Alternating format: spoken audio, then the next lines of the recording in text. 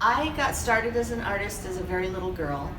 I wrote my first poetry when I was 4, 5, and 6 years old, even as I learned to write. And I would just gather sticks and leaves and crazy stuff and make all kinds of things. I remember one Christmas I made Santa and his reindeer in his sleigh entirely of sticks, leaves, and like little snowball pieces of cotton, and just had fun with it. So I've pretty much been an artist all my life.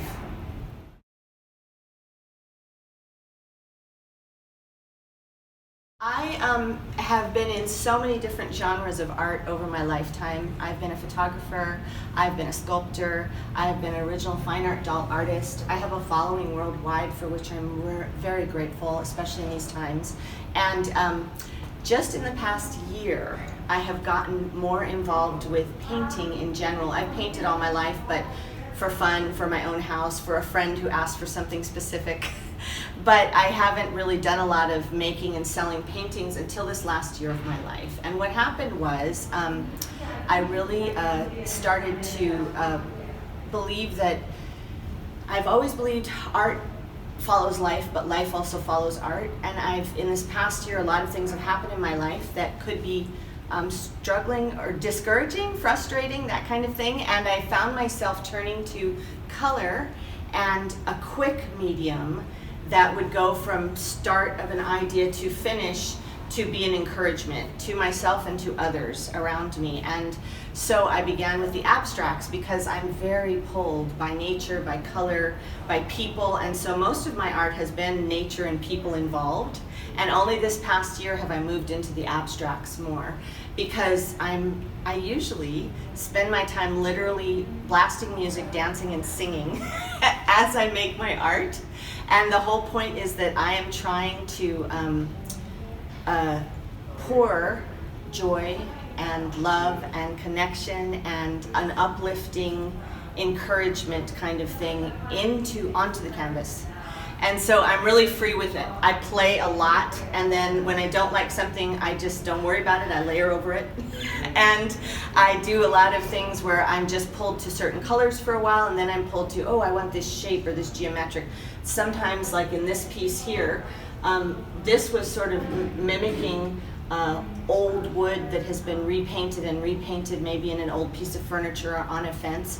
And that sense of, time goes by and all things change and all things are renewed again and again. And sometimes things that look scary or difficult actually end up being the most beautiful pieces and parts to life. And like an old dilapidated fence, sometimes it's been repainted and repainted, or a piece of furniture. So then also just, this is sort of an arrow pointing up, but not exactly. But in our lives as we walk through day to day, I was just hiking the other day. I'm very nature oriented. I was hiking by a waterfall, and I noticed I was looking down the whole time, and you see the rocks and the twigs and the mud, but you don't see the waterfall and the sky and the beautiful view until you look up. And you have to literally stop and look up in order, and there's a little note on the back of the painting that says, if you keep looking down, you'll keep yourself from tripping, but you have to look up to soar. So that's what this painting's really about, and it's called Look Up.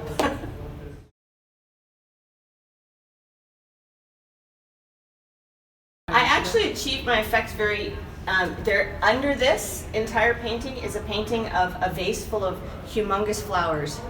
And that's where I began. And I was singing and painting this vase of beautiful red flowers. And then I thought, oh, but it needs some history and a sense of timelessness. And so I actually taped over it with painter's tape where you can see some of the lines. And then I started to do the layered effects of the wood painted over and over. And the key to my abstracts is that they are very layered. There is layer upon layer upon layer. And so I just build, sometimes from a place of sadness to a place of joy. But I try to pour all that is good in the world, in me, in what I'm dealing with at the moment, into the painting. And it sort of gives me an outlet and relief. And I hope that it then shifts the atmosphere in my collectors' homes. I know that I have collectors who ask me specifically for, I want this room to be about connection. And I'm like, okay. And so then I just start thinking on that theme. And this one is about inspiration, encouragement, uplifting. So joy, this would go beautifully in someone's family room or big family dining room where everybody's going to laugh and talk and have a great time together. So that's the idea behind my paintings, is I'm very aware of my collector's needs as I paint. And everything going on in the world right now, I'm very aware that people need to realize that this too shall pass, and that life is good and it's only going to get better. And that's my message.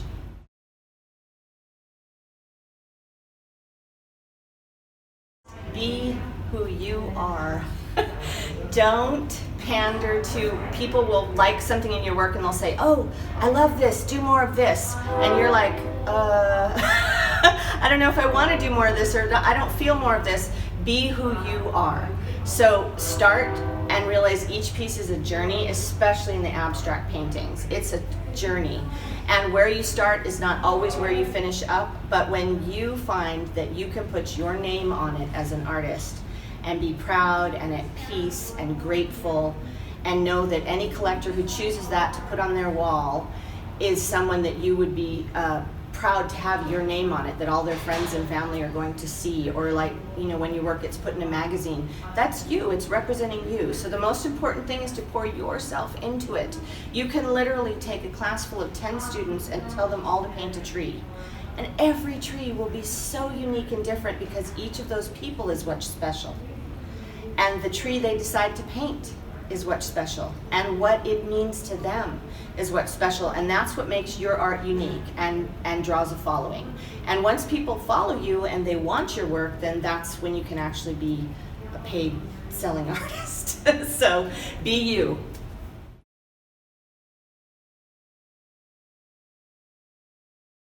One thing I would like you to know about me as an artist is that I am motivated first and foremost by mood and then color. I'm motivated by life, but mood and color. And so I sculpt, I paint, I draw, I sketch, every form of art. I work in fabrics. I've worked in so many different forms of arts over the years, because I'm drawn by an inspiration and then a mood and colors. And so I use all kinds of mediums, and I transfer it from one medium to the other, and I actually enjoy whichever medium I'm working in at the present most. And I do switch between mediums, and I feel like, I'm a little bit, how do I put this? I'm middle-aged, how's that?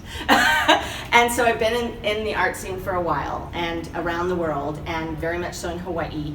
And I believe that artists should not be limited, because creativity is boundless, and creativity is about something new and something different and something exciting. At the same time, sometimes you get stuck in something and you're very excited about that, and you persist with that for a while, and that's awesome. But when you have a new idea, don't fear it. Don't fear that there's nobody else out there doing it. Don't fear that it's different from what other people are doing.